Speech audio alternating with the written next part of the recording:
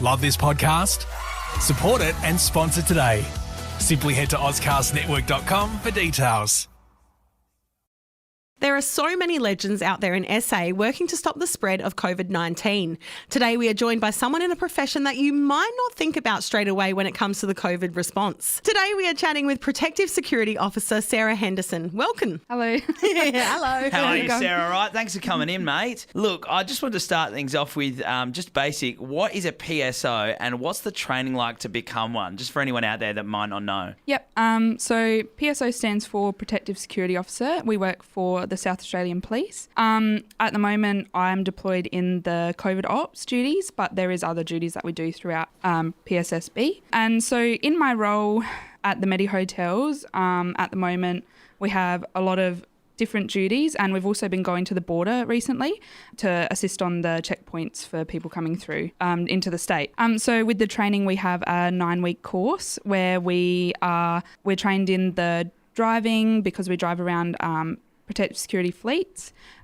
We get trained in firearm, ECD, pepper spray, baton, and tactical communication, because it's really important with the way that we communicate with people in the public. Yep.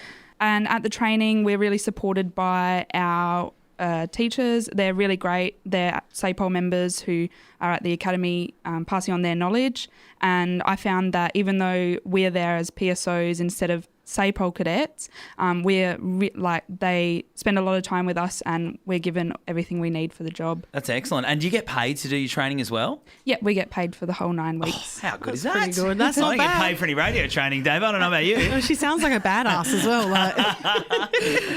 So what is it like being in uniform? Do people treat you differently? Yeah, sometimes people do treat you differently. It's a lot to get used to, especially when you're new and you're walking down the street. A lot of people will say, "How you going, miss?" and that sort of thing, which is obviously not normal to some people if they've never been in this sort of role. But people do respect you, and often they ask you for assistance, and we're always happy to help where we can. Must make you quite proud, I reckon, to have the uniform on and helping people out, on the daily. That must make you pretty proud, mate. Yeah, I really enjoy it. Love that. So let's talk about the Medi Hotels. Obviously, there's a lot of things been said about this, and depending on who you ask, there's always all these kind of rumours around the Medi Hotels.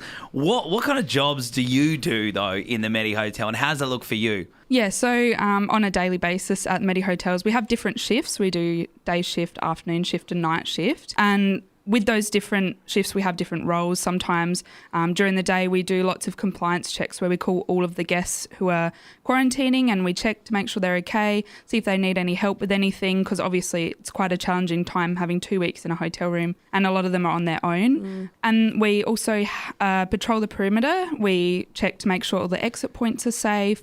We patrol the floors of the hotel to make sure that everyone's in their room and doing the right thing. We watch the CCTV cameras also, which are on all of the floors and the perimeters of the hotel. We also have, it's called a red zone, where we shut off the street and people are coming and going from the hotel, either coming into quarantine, leaving on compassionate visits if they're in the state to visit a sick family member, and that sort of thing. So does it feel safe working in a Medi Hotel? Yeah, I feel safe. We're obviously given the right gear to protect ourselves, whether in the hotel or out on the street when we're closing off the streets for the red zones. And we're obviously vaccinated. We got vaccinated within the first rollout, most of us. So I feel very safe. Excellent. Yeah. That's so good. It sounds like a really exciting job. It sounds like there's so much that goes into it as well. If you want to find out more about becoming a protective security officer and learn more about the great perks of the job, head to achievemore.com.au to apply. And as always, for more information, hit up freshjobs.com.au for the best career advice and to listen back to this interview right here. Sarah, thank you so much for coming in, mate. And I feel safer knowing you're protecting us. Thanks for having me. Love this podcast? Support it and sponsor today. Simply head to ozcastnetwork.com for details.